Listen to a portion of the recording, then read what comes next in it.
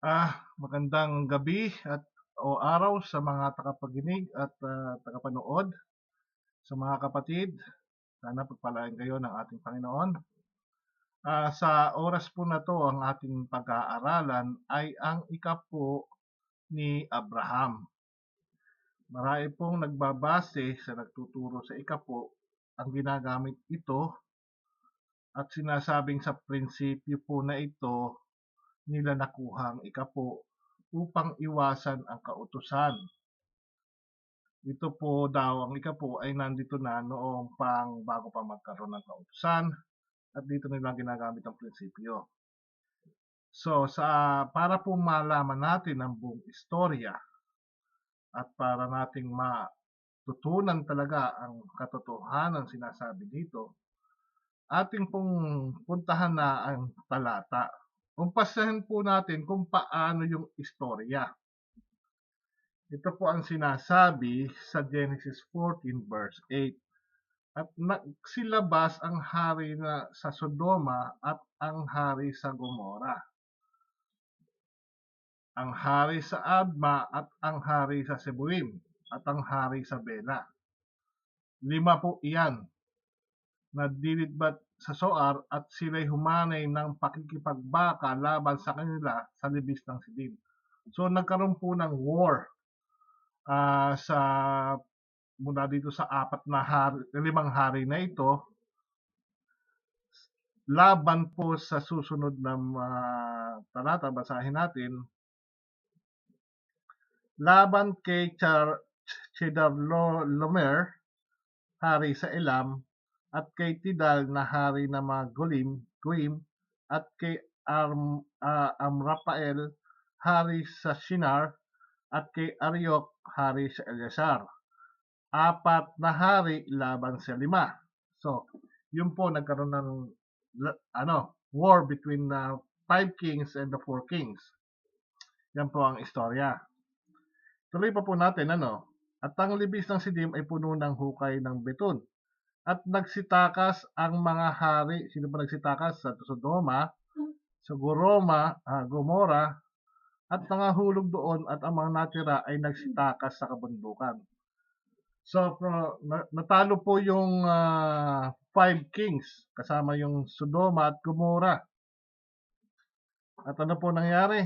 At kanilang sinamsam ang lahat ng pag-aari ng Sodoma at Gomora at ang lahat nilang pagkain at nagsiyaon. So natalo po yung Sodoma at Gomora, sinamsam po yung mga pag-aari nila. Itutuloy po natin. At dinala nila si Lot, nakasama po si Lot na anak ng kapatid ni Abram na nananahan sa Sodoma at ang kanyang mga pag-aari at sila'y nagsiyaon. At dumating ang isang nakatanan at binalita kay Abram na Hebreo na tumatahan sa mga puno ng ensina ni Mamre na Amreo, kapatid ni Eskol at kapatid ni Aner. At ang mga ito ay kakampi ni Abram. May kakampi po si Abram. At pagkarinig ni Abram na nabihag ang kanyang mga kapatid, ay pinagsama ang kanyang mga subok na lalaki at mga pinanganak sa kanilang bahay na 318 at kanilang hinabol sila hanggang sa Dan. At sila'y nagpagkat-pangkat sa kinagabihan laban sa kaaway, siya at ang kanyang mga alipin, at kanilang sinaktan sila at hinabol nila sila hanggang sa Hoba na sa kaliwa ng Damasco. At inuwi niya ang lahat ng mga pag-aari at inuwi rin niya si Lot na kanyang kapatid at ang kanyang mga pag-aari at gayon din ang mga babae at ang bayan. So, yung lahat po na istorya po niyan, sa lahat po ng nasamsam nung 4 na ng hari na nakipaglaban sa Sodoma at Gomora, dahil hinuli nila si Lot, sinabol naman siya ni Abraham. At sa paghabol nga niya, natalo nila siya at kinuha na naman yung nasamsam na ng mga hari na yon. Gayon din, yung mga pag-aari din naman ni Lot, kinuha niya. Sinama niyang pabalik. Yun po ang premise ng istorya. Ngayon mga kapatid, atin pong usisain kung bakit ito ginagamit sa tithes. Una po natin alamin, mga kapatid, si Abraham ba ay nag-ikapu ng sarili niyang pag-aari bukod sa samsam? So, nadala na nga po, yung istorya po natin, mga kapatid, ay sila'y umuwi, inuwi niya lahat ng pag-aari, yung nasamsam. At inuwi rin niya si Lot na kanyang kapatid at ang kanyang mga pag-aari at gayon din ang babae ng mabayan. At ang kanyang yung pag-aari po ni Lot, yun po ang dala-dala niya. Ngayon po, ano nangyari? Tuloy po natin para po natin malaman kung ano ang nangyari.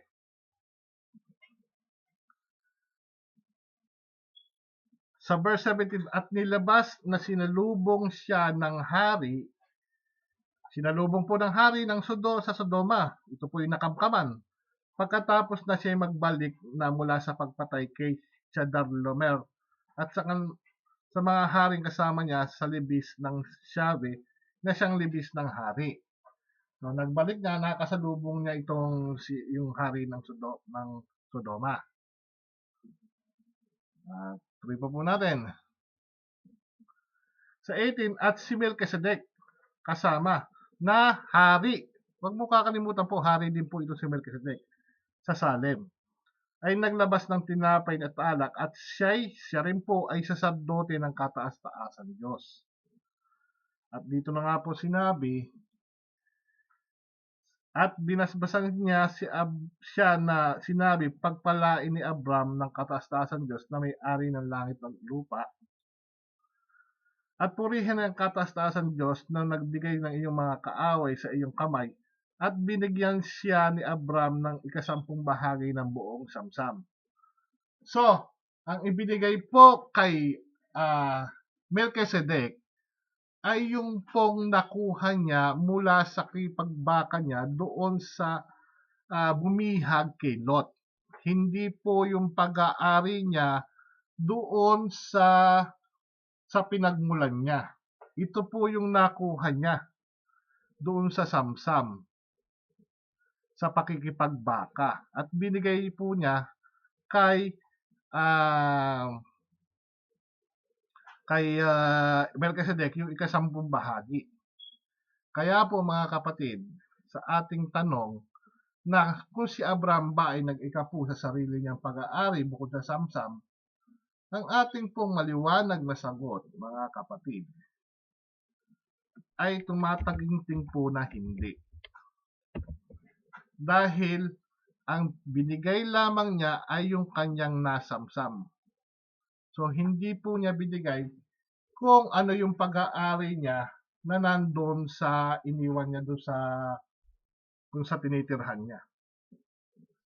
So, kung gagamitin po itong prinsipyo, ay hindi po nagbigay si Abraham doon sa kanyang original na pag-aari. Dito po siya nagbigay doon sa samsam na nakuha niya. Pero bago po natin na magpatuloy sa pag-conclusion, alamin po natin, ano po ba ang pangako ni Abraham sa Genesis 14? Meron bang pangako sa Genesis 14? Ito po ang nakakalimutan ng iba at hindi tinuturo. Tunghayan po natin itong verse 21, verse 22 hanggang verse 24. Ito po ang sinasabi, mga kapatid. Hindi po mayroon po kayong hawak na Bible, ito po ang sinasabi. At sinabi ni Abram sa hari sa Sodoma, hindi po ba sinalubong niya, itinaas ko ang aking kamay sa Panginoon Diyos na kataas-taasan. Parang sumumpa na may-ari ng langit at ng lupa. Tuloy po natin kung ano ang sinasabi. Ano po ang sinumpa niya?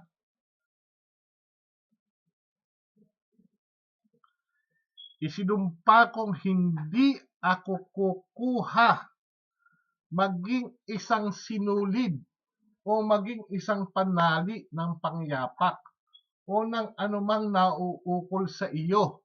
Baka iyong sabihin, pinayaman ko si Abram. So, lahat po ng nasamsam ni Abram, yung masasamsam niya, ay pinangako niya sa Diyos na hindi siya kukuha maging isang sinulid o maging isang panali ng panyapak o ng anumang nauukol sa iyo. Dahil nga po, ano ang nasamsam nila? Yung pong nasamsam naman nung nakaaway ng Sodom at Gomorrah. So, yung sa Sodom din po yun. So, hindi po pinangako po ni Abram na hindi siya kukuha kahit ano pa man. Kaya itutuloy nyo, maliban lamang doon sa mga nakuha na ng mga kasama niya. So, sa buong samsam po, kung binigay niya yung 10 bahagi kay Melchizedek, yung natitira po mga kapatid, ay hindi niya kinuha. Hindi niya inangkin. Kaya kung gagamitin itong prinsipyo ng mga nagtuturo ng ikapo, ay bakit hindi rin gawin naman yung natitira ay ibalik? Hindi yung 90% ay hindi kinuha ni Abram. So, hindi po pwedeng gamitin ito na reference o sasabihin prinsipyo upang pasuportahan ang pag-iikapo. Ngayon, mga kapatid,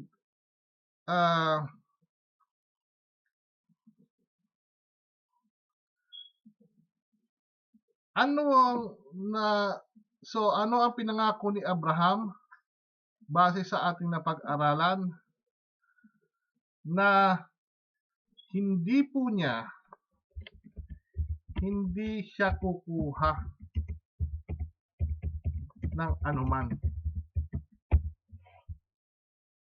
Equivalent to 90%.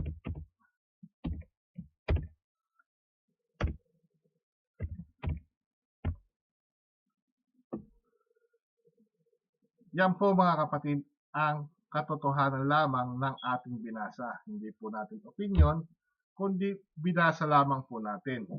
Ngayon, ang susunod pa po mga kapatid, kung ito po ang gagamitin na reference o prinsipyo ay tungkol sa samsam,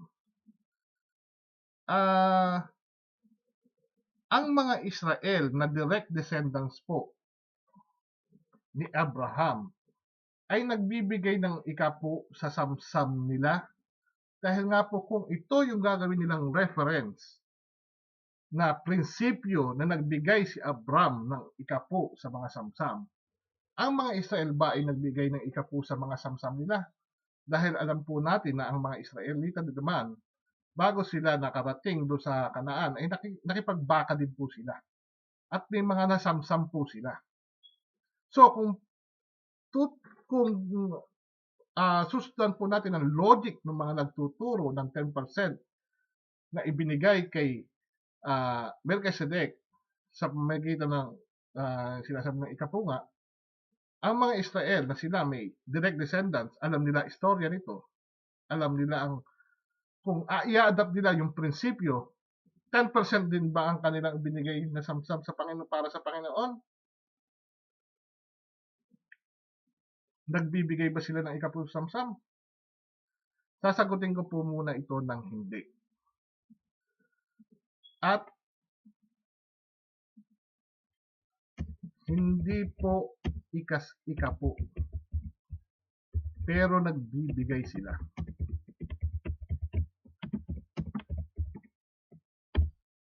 Ngayon mga kapatid, ang atin na lamang patunayan ay ilang percent ang ibinibigay nila. Kung iyon po ang gagamitin natin, mga kapatid, nagbibigay po sila sa Diyos sa mga samsam. Si Abraham nagbigay, ang mga Israel nagbibigay din. Pero ilang porsyento?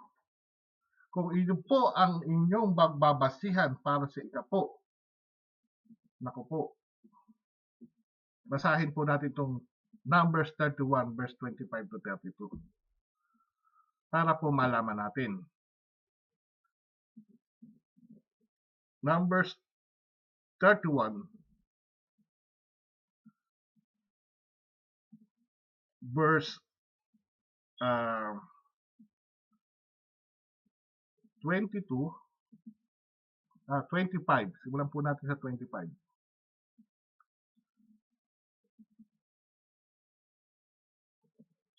At ito po ang sinasabi, mga kapatid. Hindi po opinion, ito po ay sinilata ng Panginoon kay Moises na sinasabi. Ano po ang sinasabi kay Moises ng Panginoon?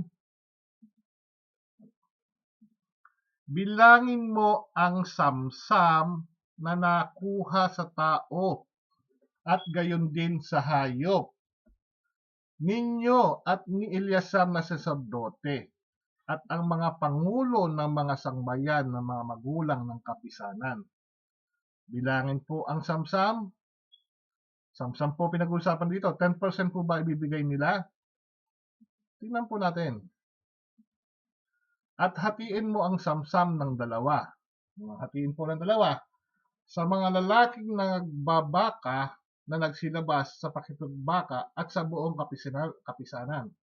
So dalawa po, yung pong lumabas upang makipagbaka, hahatiin po yung samsam. Doon sa mga nagsilabas at doon nag-stay sa kapisanan. So dalawa po ang hatiin. Ito po ang patakaran ng Panginoon sa mga samsam. Bigyan mo ng buwis sino ang Panginoon. Ito po, bibigyan po ang buwis ang Panginoon. Ano? Meron po silang binibigay. Bigyan mo ng buwis ang Panginoon sa mga lalaking mangdidigma na nagsilabas. So, hinati po yung samsam, yung sa kalahati ng mga nagsilabas sa papagbaka. Ano po ang porsyento? Isang tao sa bawat 500. 1:500. Hindi rin iyon po ang buwis sa Panginoon sa mga tao at gayon din sa mga hayop at sa mga asno at sa mga kawan. So yung kalahati pong part, ang porsyento po doon ng buwis na para sa Panginoon ay 1:500, hindi po 10%. Iyon po ang buwis na ibinibigay sa Panginoon. Maliwanag po yan. Tuloy-tuloy pa po natin. Sa kalahating nauukol sa kanila, ikukunin mo at ibibigay mo kay Eleazar na saserdote na pinakahandog na itinaas sa Panginoon. So, yun po ang patakaran. Ang Diyos po ang nagsabi. Yan po ang prinsipyong kukunan sa mga samsam. Ano pa po? Anong gagawin pa? Tuloy natin. At sa kalahati na nauukol sa mga anak ni Israel, yung po mga nasa kapisanan, ay kunin mo ang isang nakuha sa bawat 50. So, doon po sa kalahati naman, doon sa mga party naman, doon sa mga nag-stay sa kapisanan, 1:50. Hindi po 10% pa rin. Sa mga tao, sa mga bata, sa mga asno, sa mga kawan, sa lahat ng hayop at bibigay mo sa mga Levita na namamahala sa tabernakulo ng Panginoon. 10% po ba? Hindi po. Kung prinsipyo lamang din po ang pagbabasihan, ay itong prinsipyo na po ng binigay ng Panginoon. Hindi po yung opinion ang dapat pagbasihan. 1:50 doon sa mga nandun natira sa kapisanan at 1:500 doon sa mga nakipaglaban. Yun ang mga parte at buwis para sa Panginoon. Yung 1:500 ibibigay sa kay Eleazar at ganyan doon naman sa mga 1:50 ibibigay sa mga Levita. Ang bilang proof po niyan at ginawa ni Moises at ni Eleazar na sacerdote gaya ng inuutos ng Panginoon kay Moises. Ginawa po nila. Kaya po, at ang nabihag na mabukod sa samsam sa mga tao na pagbaka ay 675,000 lupa. Ito po yung mga nakipagbaka, ito yung parte ng yung nahati po, 675,000 lupa. Kung kukunin niyo po ang 1:500 niyan, at ito pong dalawang baka, mayroon pa pong kasunod, 61,000 asno, yan po, at 32,000 tao sa lahat sa mga bahay na hindi nasipingin ng lalaki. Yan po ang nakuha nila. At ang kalahati na siya binahagi na yung mga nagsinaba sa pagbaka, umabot sa bilang na 300. Yan po yan po ang kalahati ng pagbaka, 300 at 37,500 tupa. Yan po ang kukunan ng 1:500. Kaya nung sinuba po iyan, ano po ang nakita? At ang buwis na tupa ng Panginoon ay 675. So, iyan po ang patakaran sa samsam. Hindi po 10%, hatiin po yung samsam into 2, yung isa 1:500, yung isa 1:50. Yun po ang inyong pagbabasihan, mga kapatid, hindi po 10%. Kaya kung ilang percent ang binibigay nila sa samsam, ang sagot po natin mga kapatid, 1:500, at yung isa para sa kay Eliasar bilang buwis, at 1:50 naman para sa mga Levita. Iyan po ang percentage na ibinibigay nila sa samsam. At iyan po, mga kapatid, ang katotohanan. Hindi po natin pwedeng basihan na yung 10% na tithes na binigay ni Abraham na gagawin nating ituturo ngayon sa mga Kristiyano. Una po sa lahat, sa ating tanong mga kapatid, sa ating napag-aralan, hindi po nag-tithe si Abraham sa buo niyang pag-aari, kundi lamang doon sa samsam. Hindi po siya nagbigay mula doon sa kasarili niyang pag-aari. At gayon din naman, pinangako din ni Abraham na hindi siya kukuha. So, yung 90% hindi niya pa rin kinuha. Kung gagawin yung prinsipyo ito, yung 90% hindi niya rin kukunin bilang turo. Maging fair po kayo. Hindi po dahil nagustuhan niyo yung 10%, hindi niyo i-apply yung 90%. At itong mga Israelita na direct descendants ni Abraham ay hindi po in-apply yun sa mga samsam. Nagbibigay po sila, sa mga samsam. Pero hindi po 10%. Atin pong nabag-aralan na ang binibigay po nila is 1:500 at yung isa 1:50. Kaya hindi po natin pwedeng sabihin na ang prinsipyo mo ay galing sa tithes ni Abraham. Dahil ang utos, ang Diyos na po mismo ang nag-utos na ito ang percentage na ibibigay mo para sa Diyos. Eliasar 1:500, in terms of Eliasar 1:50 para sa Levita. Kung gagamitin nyo at ang Diyos na mismo na nagsabi na ito ang percentage, ito i-apply nyo. Sana nga po matuto kayo kahit paano dito. Maaari pong naturuan na kayo ng iba, pero ito lamang po ay binigay natin. Hindi po natin sariling opinion. Pinag-aralan po natin ang istorya kung paano nakuha. At ang Diyos na po mismo ang nagsabi kung anong ilang porsyento ang ibibigay bilang buwis sa mga samsam. At Diyos din ang nagsabi, nagturo tungkol din naman nagbigay ng palatutunan doon sa ikapo sa ating pong other video.